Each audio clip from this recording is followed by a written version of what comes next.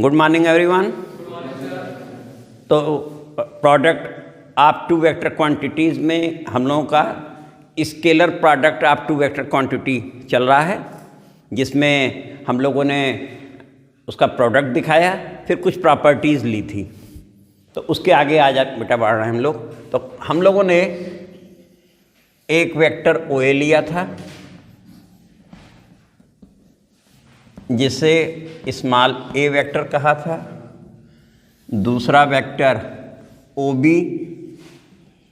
जो small b है, इन दोनों के बीच का एंगल थीटा कहा था।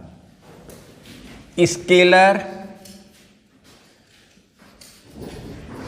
R dot product of vector A and B is A dot B equal to modulus A modulus B cos angle between A and B, that means cos theta। ये हम लोग लिखे थे। साथ में इसे हम लोगों ने AB cos थीटा भी लिख दिया था। मॉडुलस A होता, मॉडुलस B होता है। नंबर 1 कम्यूटेटिव लॉ भी दिखा दिया गया था। AB इक्वल टू BA, तो B डॉट A कह दिया गया था। एंगल बिटवीन टू वेक्टर के लिए cos थीटा कह दिया गया था। और फिर एंगल 0, पाई और π/2 पर डिस्कशन हो चुका था। अब हम लोग इसमें प्रोजेक्शन के बारे में चर्चा करना बेटा। तो हमने पॉइंट B जो है OA वेक्टर के पॉइंट B से एक परपेंडिकुलर ड्रॉ किया OA पर।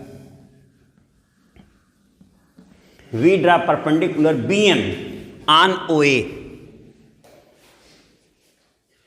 Then OM is known as projection of B on A या projection of B in the direction of A। B का A की दिशा में प्रक्षेप या B का A पर प्रक्षेप कितना कहा जाता है? OM, जो कि प्राप्त कैसे हुआ है? B से OA पर लंब खींचने के पश्चात। ठीक है, तो यही लिख दिया जाए बेटा। प्रोजेक्शन ऑफ, या पहले ड्रॉ कर लिया जाए। Draw BM perpendicular OA and एक परपेंडिकुलर बेटा ये भी ड्रॉ कर ले रहे हैं। देखो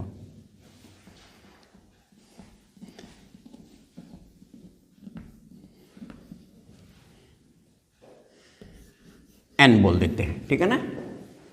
ये भी परपेंडिकुलर है। यहाँ 90 डिग्री लिख दें तो परपेंडिकुलर लगने लगेगा। यहाँ इसे 90 डिग्री लिख देते हैं बेटा, ठीक है। तो draw BM perpendicular on OA and AN perpendicular on OB बेटा, ठीक है। Then OM equal to projection of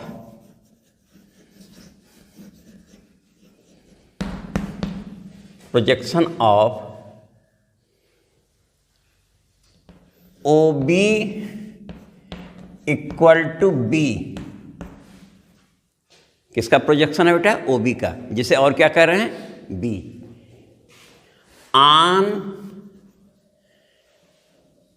OA or in the direction of OA।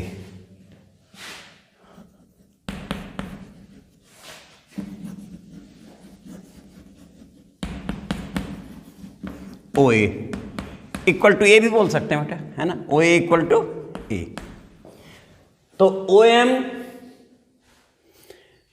B का A पर प्रक्षेप, projection of B on OA, that means A, या इसे कह सकते हैं in the direction of A। Projection of B in the direction of A. ठीक है बेटा। अगला हमारा है ओ एन है क्या बेटा? ओ एन हमारा है projection of A on O B, है ना। तो प्रोजेक्शन का सेंस क्लियर हो गया बेटा। तो ये ओ एन हो गया प्रोजेक्शन ऑफ ओ ए। ओ ए को और क्या कह रहे हैं बेटा? ए भी कह रहे हैं। On O B, O B और कितना है बेटा? बी है। R projection of A in the direction of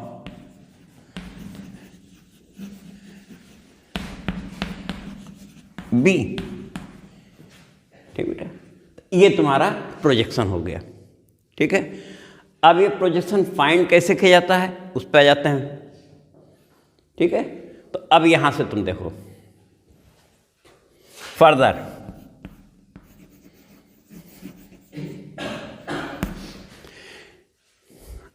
ए और बी दो वेक्टर हमारे हैं, फिगर में देख ही चुके हो। फिगर से आंसर देंगे।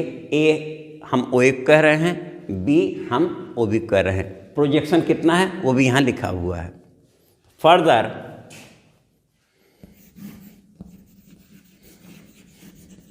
Projection of A means O A on R in the direction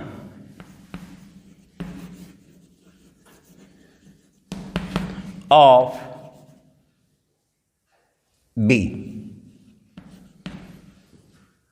Projection of A on R in the direction of B. इसी को हम और क्या कह सकते हैं? कंपोनेंट ऑफ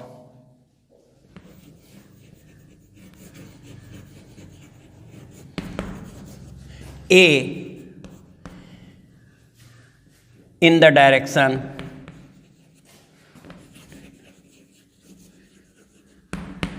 of B, इसी को हम कह सकते हैं रिजॉल्व पार्ट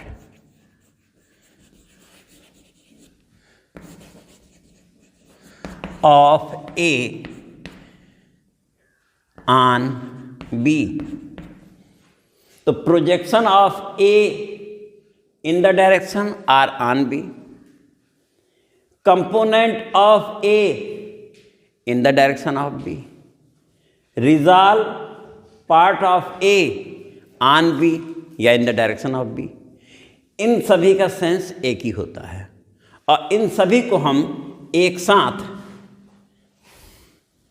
क्या कह सकते हैं बेटा? ये देखो, ये ओ एन लिखा हुआ है, projection of A on B लिखा है ना। ये सभी कितना है बेटा? This is equal to O N. तो यहाँ ओ एन तुम्हारा क्या है? Projection of A on B, component of A on B in the direction of B, resolved part of A, सभी ओ एन है। यहाँ तक क्लियर बेटा? अब ट्रायंगल में पहुँच जाओ। O N A right angle triangle है कि नहीं? ट्रायंगल ओ एन ए हमारा क्या है? राइट एंगल ट्रायंगल है। इस राइट एंगल ट्रायंगल में ये क्या है बेटा? थीटा है, देख ही रहे हो, ये थीटा है। तो O N upon O N known है और नोन क्या है? ए है। तो O N upon O A equal to cos theta. तो O N A cos theta हुआ ना बेटा। तो हम इस प्लेस पे आ जाते हैं बेटा। अब इस प्लेस पे आ जा रहे हैं।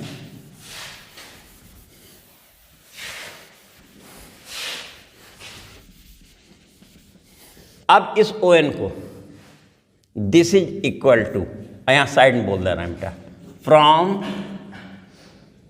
Perpendicular triangle O N A, O N upon O A equal to cos theta बेटा। देखो ठीक है।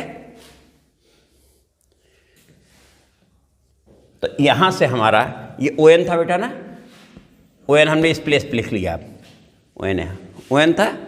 दिस इज इक्वल टू कितना बन चुका है बेटा, ओ ए कॉस थीटा, देख लो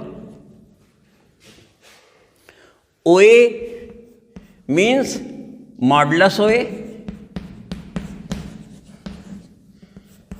मॉडुलस ए या ए कॉस थीटा। तो projection of A on B A cos theta. Clear हो गया बेटा, यहां तो समझ में आ गया। अब इसी में वो कह सकता था projection vector of A in the direction of B. ये प्रोजेक्शन है बेटा, स्केलर क्वांटिटी है, इस समय क्या है, ये स्केलर क्वांटिटी है। अब नेक्स्ट वो कह सकता था प्रोजेक्शन वेक्टर ऑफ ए। यहां से देखो बेटा,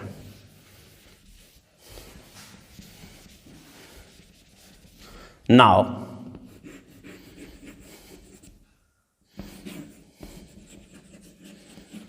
projection vector of A on R in the, ठीक ऐसे ही कंपोनेंट वेक्टर कह दे, रिजॉल्व पार्ट वेक्टर कह दे। तो ये तो तुम जान ही गए हो, हम इस प्लेस पे अब आ गए।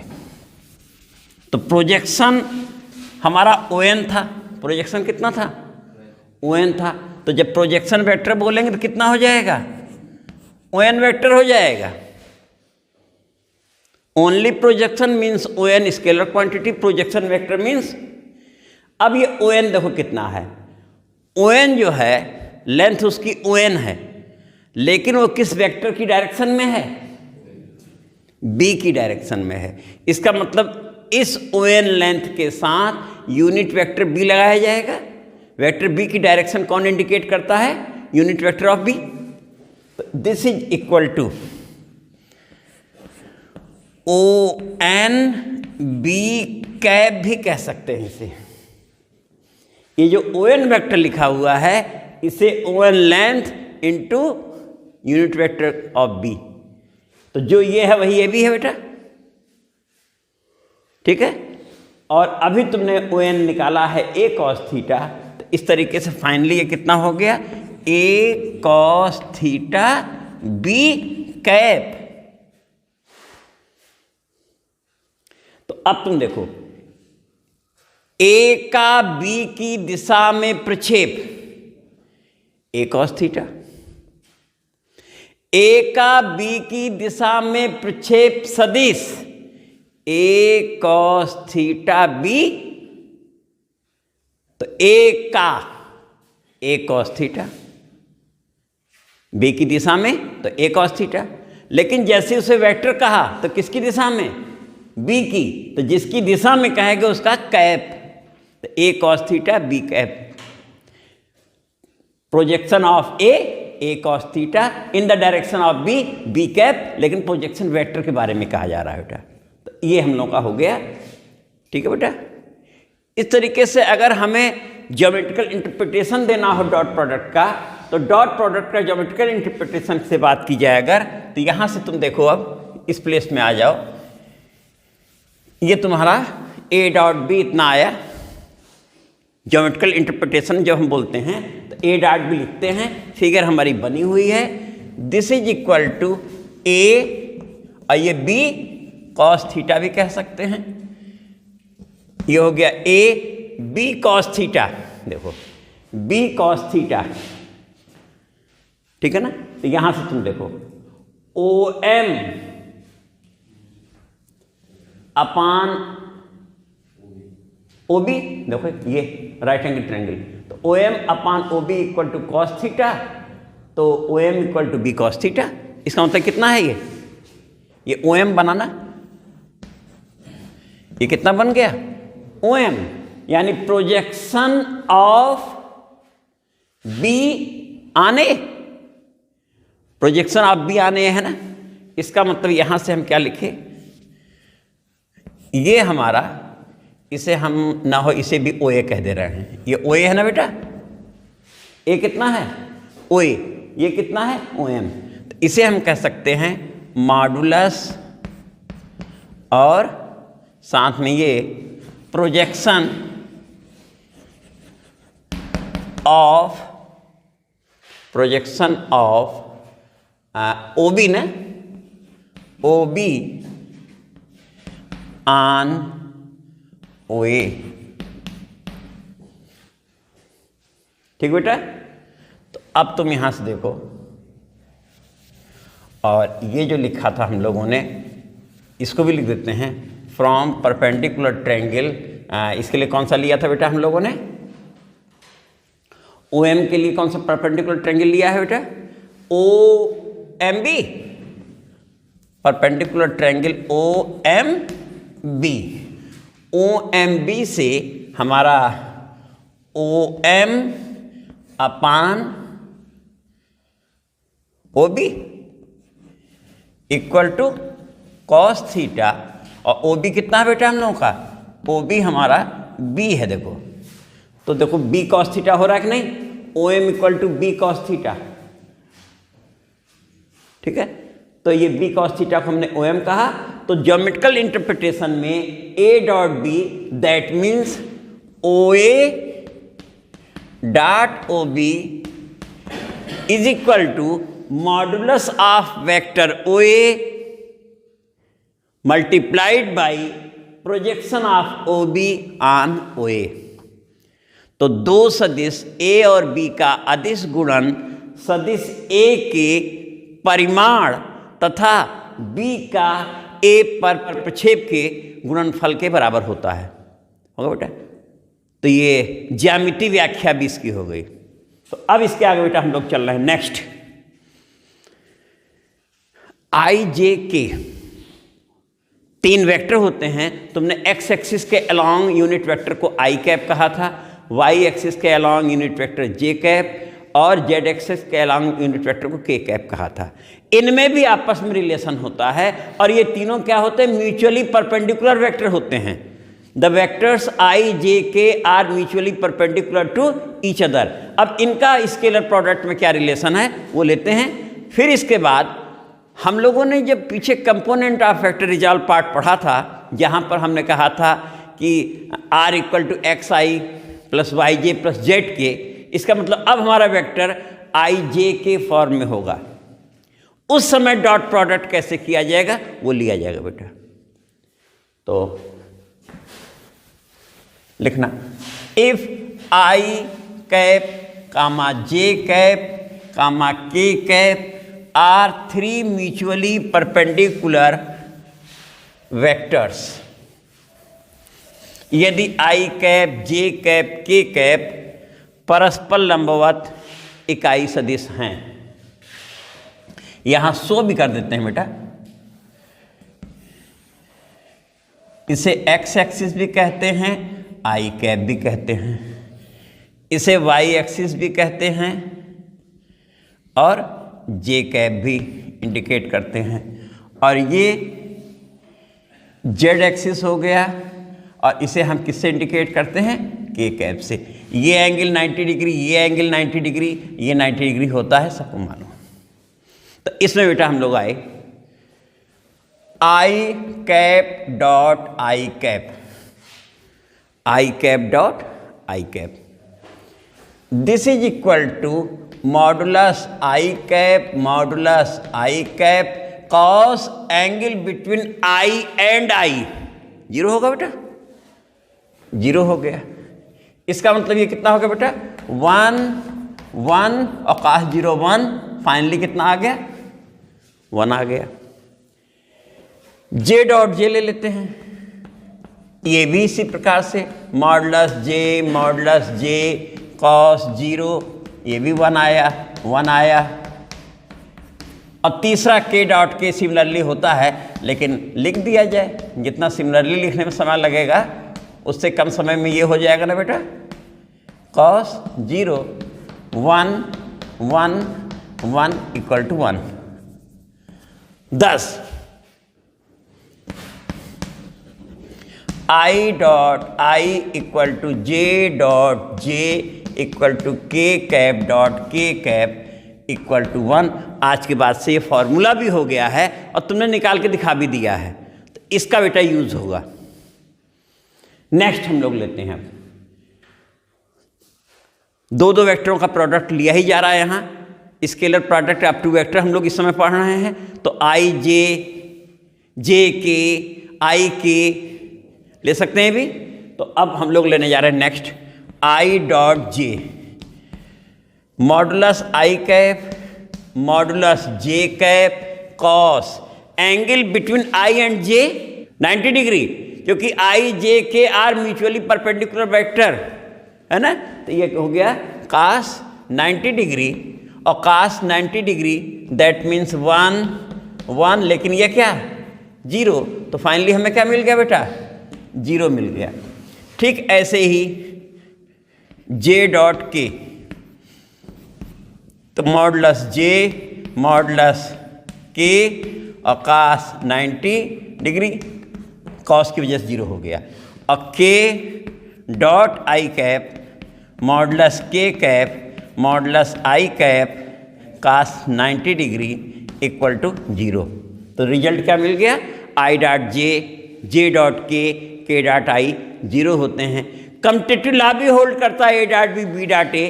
तो हम जे डॉट आई, के डॉट जे और आई डॉट के को भी 0 कह सकते हैं, क्योंकि commutative law of multiplication hold in scalar product of two vector quantities. तो इस तरीके से हमें मिल गया i dot j equal to j dot k equal to k dot i equal to 0, और also a dot B equal to b dot a. Thus we write j dot i equal to k dot j equal to i dot k equal to, ये बेटा हो गया। अब इसका use होना है, क्योंकि वेक्टर हमें अब स्पेस में या एक्स वाई प्लेन में दिया हुआ होगा। वो x y plane, x y तल पे भी हो सकता है, और एक्स वाई जेड 3 डायमेंशन में भी हो सकता है, और 2 डायमेंशन में भी हो सकता है। तो ऐसे समय में हम प्रोडक्ट कैसे करेंगे, ये तो हमें कोई वेक्टर गिवन है, ए डॉट भी हमने वो निकाल के दिखा दिया तुम्हें। तो अब नेक्स्ट लेने जा रहे हैं बेटा, इफ ए इक्वल टू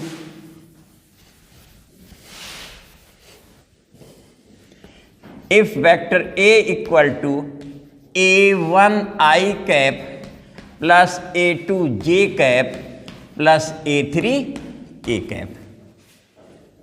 तो यहाँ वेक्टर A के कंपोनेंट क्या हैं, scalar component A1 A2 A3 हैं, vector component A1 I comma A2 J comma A3 K है। तो ये वेक्टर A है, कंपोनेंट फॉर्म में हो गया। इसे हम ये भी लिख सकते थे A1 कामा A2 कामा A3, हो सकता है ऐसे दे दे वो क्वेश्चन में। और दूसरा वेक्टर हमारा बेटा B है, B1 I cap plus B2 J cap plus B3 K cap, जिसे हम B1 कामा B2 कामा B3 भी कह सकते थे। ठीक है, इनका हमें स्केलर प्रोडक्ट अदिश गुणन यानी डॉट प्रोडक्ट निकालना है। ठीक है बेटा, तो इस पे आ गए बेटा।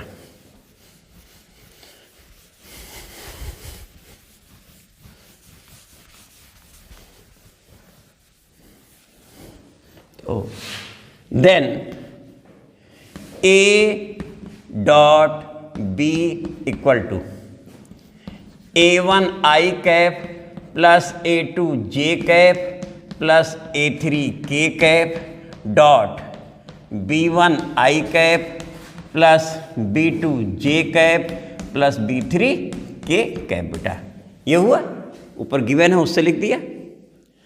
और अब इस समय हम इसे ए बी कॉस थीटा नहीं लिख रहे हैं, जो एंगल थीटा निकालना था वो इस स्थिति में अब निकालेंगे जब वेक्टर हमें दिए हैं। तो अब यहाँ बेटा देखो, प्रोडक्ट करने में जो जिधर है वो उधर ही रहेगा। ठीक है कि हमारे स्केलर प्रोडक्ट में कम्यूटेटिव लॉ होल्ड करता है, हम चेंज कर सकते हैं, लेकिन एक हैबिट पड़ी रहे कि जो जिधर है वो उधर ही लिखा जाए।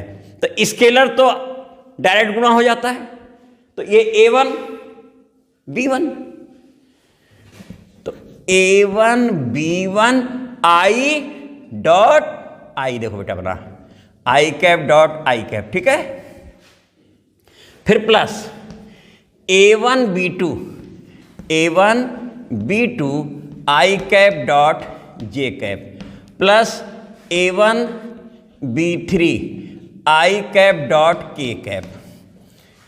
A1 आई कैप का प्रोडक्ट हो गया, फिर प्लस है देखो प्लस, अब फिर A2, तो A2 B1 देखो A2 B1 J dot I J cap dot i cap plus A2 B2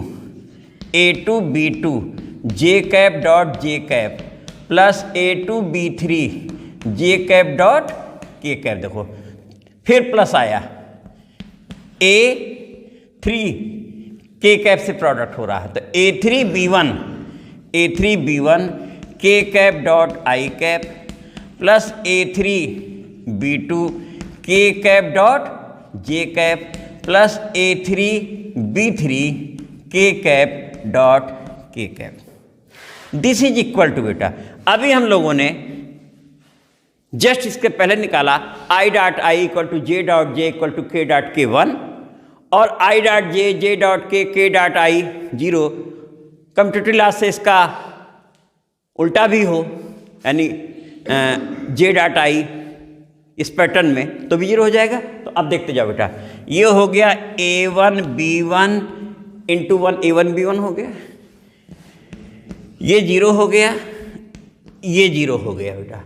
यहाँ पहुँचे देखो, ये भी कितना हो रहा बेटा 0 हुआ, लेकिन ये A2 B2 जे डॉट जे यानी A2 B2 आ गया हमारा बेटा।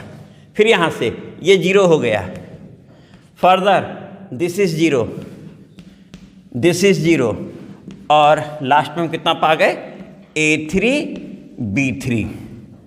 इस तरीके से फाइनली हमारा आंसर कितना आया बेटा A1 B1 plus A2 B2 और प्लस A3 B3। तो A डॉट B जब हमें वेक्टर आई जे के फॉर्म में दिए हैं उस समय उस प्रोडक्ट आया ये। तो ये करना बहुत आसान है, A1 B1 A2 B2 जे डॉट जे और A3 आंसर आ गया। बाकी सब जो कि या तो आई का जे से होगा जे का, ठीक है। तो प्रोडक्ट करते समय इतना लंबा प्रोसीजर नहीं लिया जाएगा, हम डायरेक्ट ये डॉट ये दिया होगा और लगेगा जैसे आंसर सीट से आंसर दे दिया गया हो। क्यों? This into this plus this into this plus this into this, बाकी डिपेंड करता साइन क्या है उसके हिसाब से साइन आ जाएगा। तो यहाँ पर since i dot i equal to j dot j equal to k dot k equal to 1, एक ये प्रॉपर्टी लगाई गई है जो कि साइड में कोड करना होगा, and i dot j equal to j dot k equal to k dot i equal to 0। इन दो प्रॉपर्टीज़ के द्वारा ये आंसर दिया गया है। तो ये हो गया बेटा। तो कल इस पर बेटा प्रश्न लगाया जाएगा, फिर प्रश्नों का पूरा रिहर्सल चलेगा एग्जामिनेशन के हिसाब से। मोस्ट इम्पॉर्टेंट, सबसे ज़्यादा एप्लीकेशन भी इसका होना है बेटा। तो इसके आगे कर लिया जाएगा बेटा। Thank you.